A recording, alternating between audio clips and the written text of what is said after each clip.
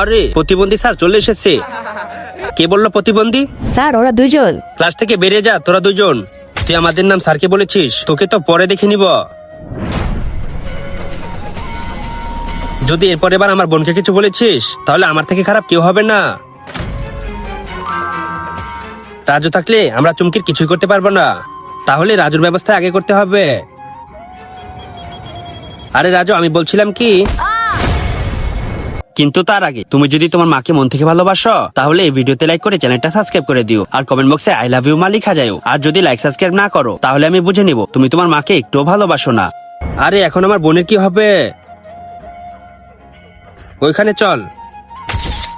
ক্লাসে বেশি ফটর ফটর করতেছিলি না, এখন বল। ভাই রাফসিল যা।